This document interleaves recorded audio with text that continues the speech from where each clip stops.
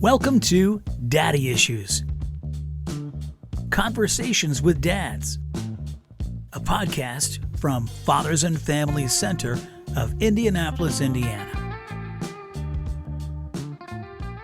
My name is Jason Acquisto, and my co-host is Larry Smith. Larry, the president and CEO of Fathers and Families Center of Indianapolis, Indiana. This is part 2 of our conversation.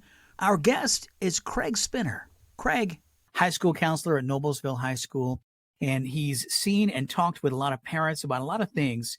Craig, what do you think is the cause for anxiety in the 21st century? And is it just a more aware culture, or is there more anxiety?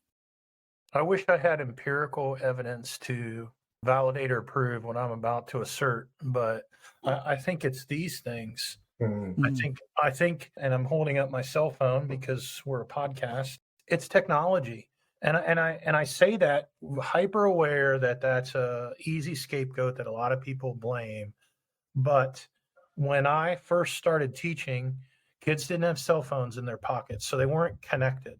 And so they didn't. So when they went home, things during the school day stayed at home for the most part. There was the internet, right? But not at the speed. It's instant now. And it's 24/7, and it's so much more sophisticated than it was when I started in 1998. And you don't have to get off the phone to use the internet, basically. Correct. Right? Okay. Correct. Right. There's only one browser to use.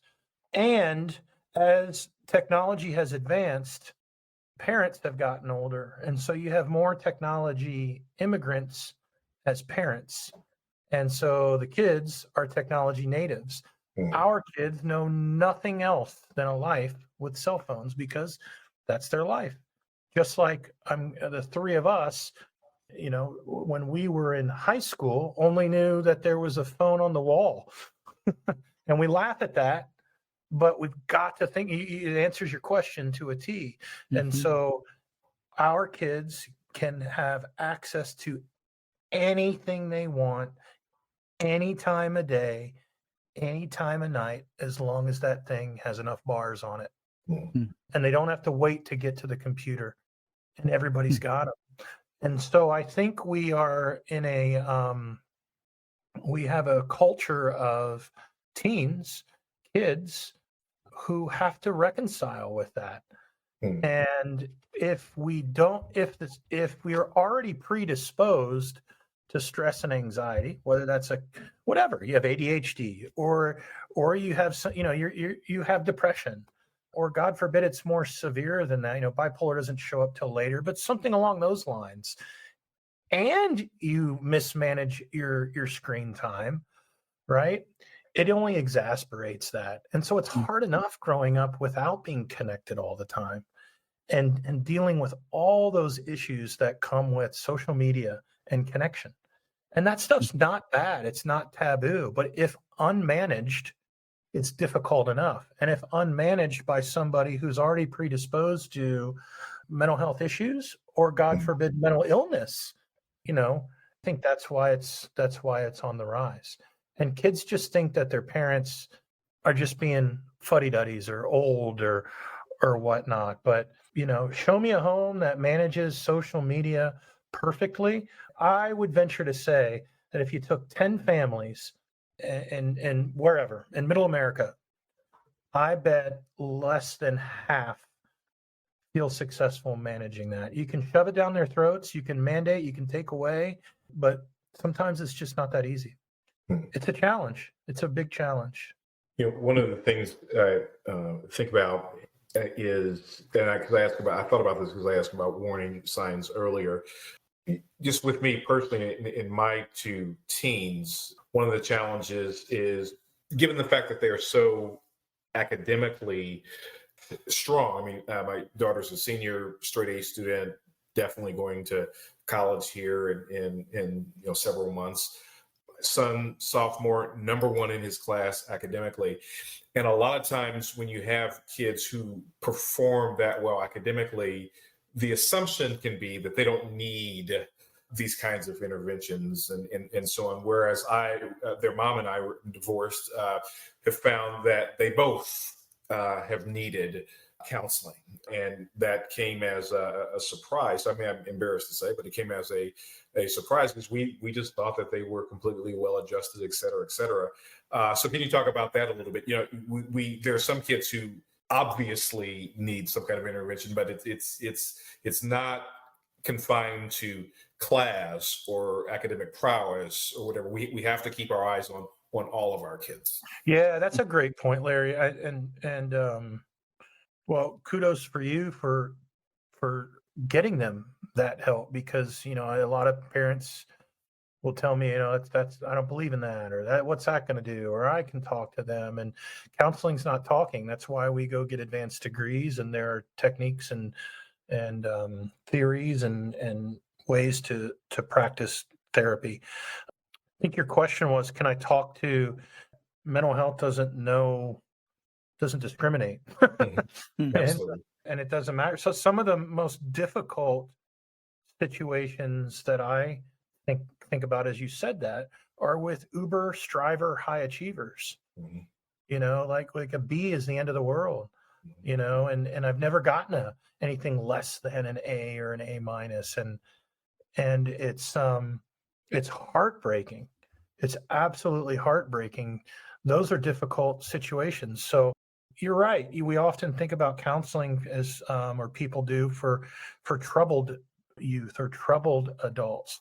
Man, counseling is like going to get a massage for your brain, man. We all love to go get a massage, right? And I always tell kids and parents, who wouldn't love to go spend an hour a week and have somebody unconditionally not judge them, listen to them, and pour into them and help them, right? And so when you talk about, your kids being straight A kids, so you've taught them, so they have academic prowess. Great. It doesn't negate their emotional needs. That doesn't mean you've done anything wrong, right? It's just kind of the way they're wired. Sometimes the chemistry just needs knocked around a little bit, or there's emotional needs that they don't want to connect with us or about. And that's the beauty of paying a therapist. Mm-hmm. And I've had look, I do this for a living, I always say, the barber can't cut their own hair. And if they do, it'd look worse than mine. I haven't combed it to show up for this episode. Thank God we're on a podcast. But my kids don't want dad to be their therapist. Mm-hmm. And so for one of mine, we hadn't had those needs, but for the other, it's been the best thing for them. And we're going on, 4 years with the same therapist for one of our kids. So yeah, thank God for that. And the way we describe that is, hey, listen, this is somebody that is there to help you. If clearly you don't want to talk to us, that's okay. But you have to work through these things, right? We're setting the boundary that if you're not going to allow us to do it, then we want to help. We're going to pay for somebody to help you through that. And like I said, we're going on year 4 with that therapist, and I owe that therapist the world. She's wonderful. Awesome. Here's my favorite quote: "Counseling is like getting a massage for your brain." I might have stolen that. It's not yours. It doesn't matter who said it. It's a good quote, because I think, to me, it illustrates it's not just for someone who, quote unquote, has problems. It's for everybody who has a brain. And we all have stuff, right? We all have baggage and reasons and motivations and issues of some kind. We're all weirdos when you get down to it, right? So I like normalizing it. I like to think that everyone could benefit from counseling of some kind. 100%. Counseling or analysis, call it what you will. Counseling implies that you have a need, but I think we all do. And I thought about, when you talk about the high achievers, like talking about kids who have everything going for them, good grades, on the debate team, blah, blah, blah. I thought about the kid from our favorite 80s movie, Breakfast Club. He was a straight A student, the nerd, Anthony Michael Hall. Brian Johnson is the character. he was in there because he did something to avoid getting that B, because he could not face the stigma of getting a B, because so much pressure was on him as who he had become, this image, right? Yeah, one of the things you just made me think about, one of the best educators I ever worked with described specifically middle schoolers as people that, and I think this relates to Larry, a question you asked, as putting up the Heisman. So I'm holding my hand up, kind of like keep you away, right? Mm-hmm. So if you're listening, if you can envision me putting up my hand to keep you away, but with my left hand, but with my right hand, I'm waving you towards me, and I think that's the enigma, or what's the word, the Paradox. paradox, thank you, Mhm. that I think kids get into and that parents don't realize. Our kids want us, but our kids are so comfortable with us, they don't always want to connect with us, and that's okay. And we have to, I have one that will allow me to connect more than the other, and that is okay with me. And there were days where I would think about, what did I do wrong? I went to graduate. I'm a school counselor. I help people manage their stress, and this child of mine who I raised isn't allowing me. Okay, so what am I going to do? I'm unconditionally not going to allow my child to be dysregulated to the point where they can't function. Mm. Right, and if it's interfering with their ability to be happy, then I'm going to step in. Right, and do that with care and concern and love. And so I think that goes back to your first question, Larry. What are some things we should do? Be ready to have all hands on deck, and sometimes do things that are uncomfortable as a parent. Well, and I appreciate that. This is Daddy Issues, and we'll be right back. Looking for ways to save on your energy bills? AES Indiana has you covered. From smart thermostats to home energy assessments, we offer simple solutions to keep your home comfortable and your costs down. AES can help you save money and energy with kits, tips, rebates, and more. Visit aesindiana.com/ways to save to learn more about how we can help you save money. AES Indiana, helping you discover real ways to save. And now, let's get back to Daddy Issues. I just have one more question / comment or criticism. That is, I think in our society, and certainly from an insurance standpoint, we make this sort of artificial separation between physical health and mental health. And do you see that insurance companies in particular are beginning to provide more coverage for mental health services in the same way that they do for physical? So, if someone, breaks their arm or whatever, insurance covers it, et cetera. But we need to understand that some of these types of injuries, mental or emotional injuries, much more difficult to see, but are in some ways can be much more important to treat than the injuries that we can see. Yeah, I'm not sure I'm equipped to answer that with much confidence. What I tend to see is that I see more therapists groups, more therapy offices not taking insurance. And that's what is difficult for me. Wow. And if I'm struggling with that in Hamilton County, where the per capita income is some of the highest in our state, and there's plenty of people that are in need in our county, then what are our inner cities across America and our rural areas? What are they experiencing? They're filling up our community health agencies that are understaffed, underpaid, and struggling. And so there is still, I believe, a problem in preparing mental health providers because they feel like, I'm not going to, how can I make a wage doing that? Right. And, I didn't get into teaching. I never thought about money as a teacher. I just knew it's what I felt like I should be doing. And then when I spent most of my day teaching emotional stuff, I thought I naturally gravitated to being a school counselor And so I guess to get back to your question, I don't know specifically about insurance companies. My observation is just that I continue to work with a lot of families that struggle to find good care, mental health care for their kids and themselves, Mm-hmm. because so many are fed up with insurance companies and not getting reimbursed. Mm. And so it's expensive. Now, I will say, I feel like, and I don't have anything to back this up, I feel like more families are saying, yeah, my company has an EAP program and that's new. So that's somewhat encouraging. But man, we've got a long way to go as a society. I don't know what the answer to that is. Wow. And I don't think it's a positive one right now. Yeah, that's a really important issue, because even if we destigmatize and normalize and make people feel better about feeling better, or, feel okay about not feeling okay, still got to pay for it. Yeah, Got to but I would also add to that. It makes me think about, there's a lot of other things, when we talk about dad and parents, but if we're talking about dads, listen, shameless plug here, but listen to a podcast, read a book, get the Google's a great thing. We were kind of blaming technology before, but let's use it to our advantage. Like, plug in and find somebody with that issue, Google self-help, Google parenting, whatever, and tap into resources that are free. So, it's not to say counseling's the answer to everything. Mm-hmm.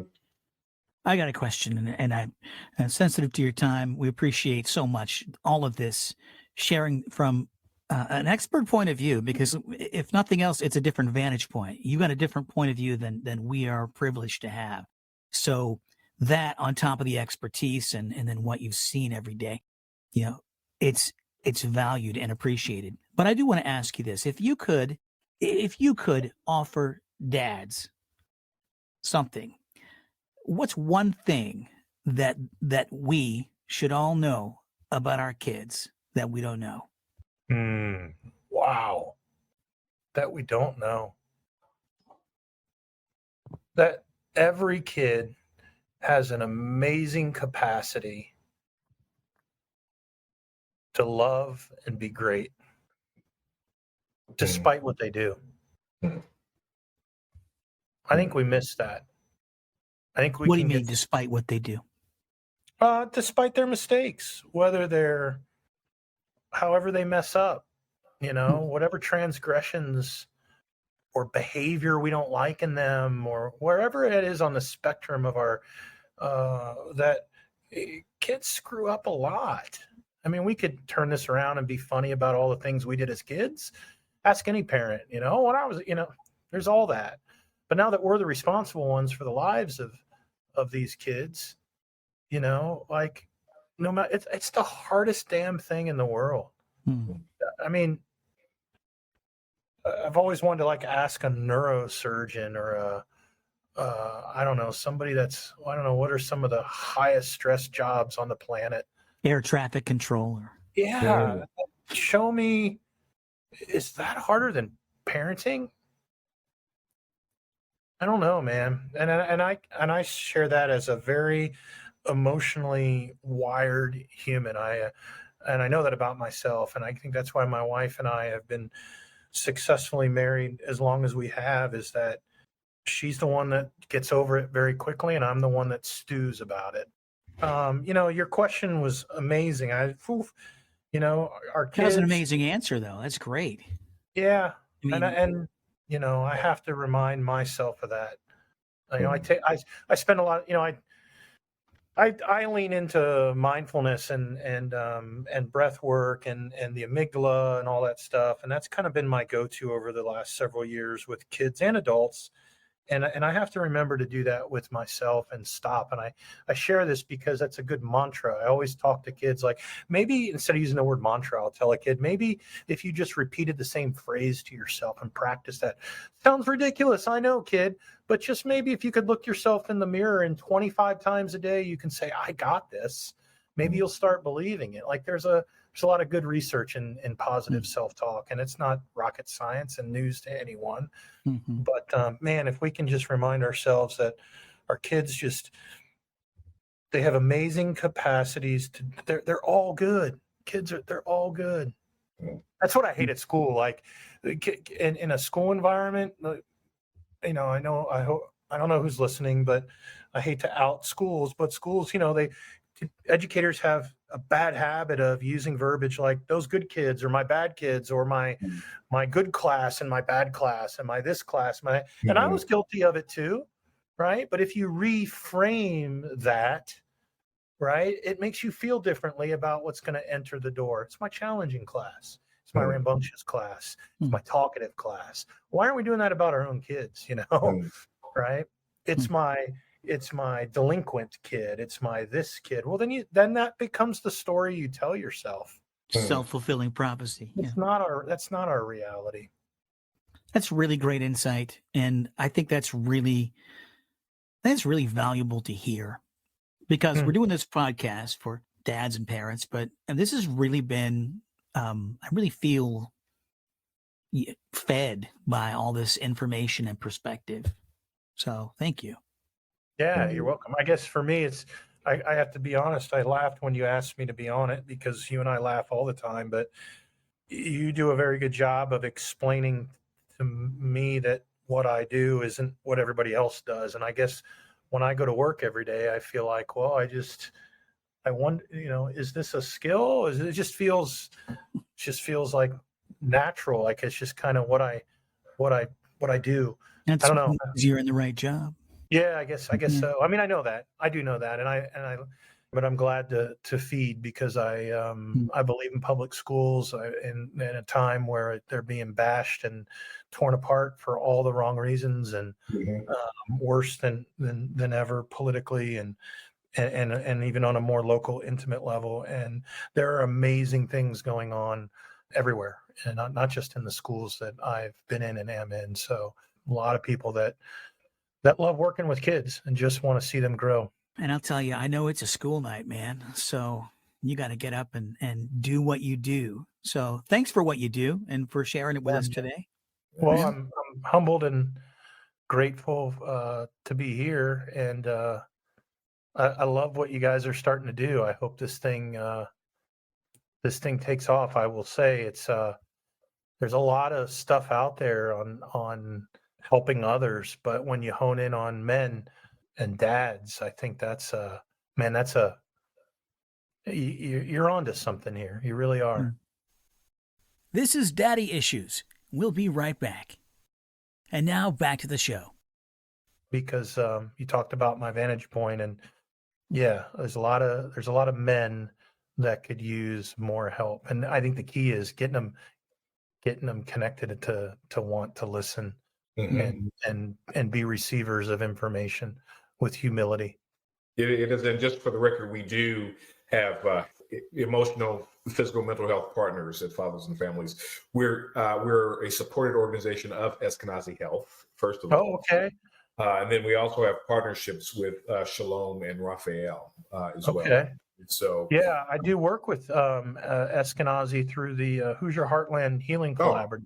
Excellent. Yeah, I run certified mind-body medicine practitioner and run groups for adults. Yeah, and we can run groups in anywhere. So if okay, and it's a shameless plug, but it might be a neat way to connect you. There's some people forming some great stuff right here in Central Indiana. Well, I appreciate that. Definitely we'll avail ourselves. And so you talk about, what can dads do? I'd love to run a group just for men. I will ask you both, guess how many men I've had in my groups over the last 3 years? Out of how many people total? 70. I want to say 35. I'll say half. I would say less than that. I'd say 25. 0. Wow. What? 0. Wow. 0. Oh no. Yeah. And when I advertise these things, it's and that's why I say this from my perspective. Here I am, and I offer it free. Like I find ways to get paid so that the receivers don't have to pay for it. So we might come into an agency, or we might, I'll go to a school and say, hey, if we can write a grant and fund this, get your people to do it for nothing. Right. And it's 8 weeks, it's an 8-week thing. It's free. Just work on yourself, learn new skills, this and that and the other. It's always women that flock to that. Wow. And I'm always I've been the only, and I'm a co-facilitator. I take part in everything they do. I'm trained to facilitate. I'm not their therapist. I'm not their counselor. I'm a co-facilitator. And so I'm usually the only male. I have been the only male. Every time. Well, I say that because in this last group of educators that I'm finishing up this week, is we had a male teacher, and he attended a couple times, and then he couldn't. He had some other. I was so excited, and it didn't work out in his schedule and whatnot. So, yeah, 0. So when I tell you guys what you're doing is powerful, I speak about it from truth. Yeah, but I'm kidding aside. Sorry I got kind of straight away there. I don't know if you can. No, that's cool. If you wanted something to help, like talk about, what we didn't touch upon, which I thought maybe, just that whole idea of self-regulation. Yeah. It got me thinking about. I think I can imagine kind of the clientele you serve, and man, it'd be fun to do some mindfulness work together. And I definitely want to follow up with that. We should get lunch together, or a good episode would be just a mindfulness episode. Yeah, what is right, exactly. Part of this is about mental health in our kids, and the other side of that coin is mental health in ourselves. I found myself thinking about that as we talked about. This applies to the dads or the parents, not just what to look for in the kids. And so that's the other part of your world, Greg, is that you deal with a lot of people as parents who need things as well. Yeah. Parents don't normally call me because they have really good news to report, or I'm usually getting someone that needs something or is upset. Wow, that's something. It's the fire department. They don't call to say thanks for your help. Right. They call to say, help me now. Yeah. Good All stuff, you guys. I think it's I love doing it. I love connecting. I want to thank you, Craig, for your time. Very helpful. Very helpful. Man. I hope so. Pleasure to connect. Okay, Mr. Spinner. Okay, guys. Have a good one, All sir. right. Thank you so much. Everybody. Really appreciate it. Thank you. Thanks, guys. Pleasure. Thanks for listening to Daddy Issues. Be sure to connect with us on social media. Feel free to email us, dads@thedaddyissuespodcast.com. Daddy Issues is a podcast from the Fathers and Family Center of Indianapolis, Indiana. To learn more about the programs of Fathers and Family Center, visit fathersandfamilycenter.org.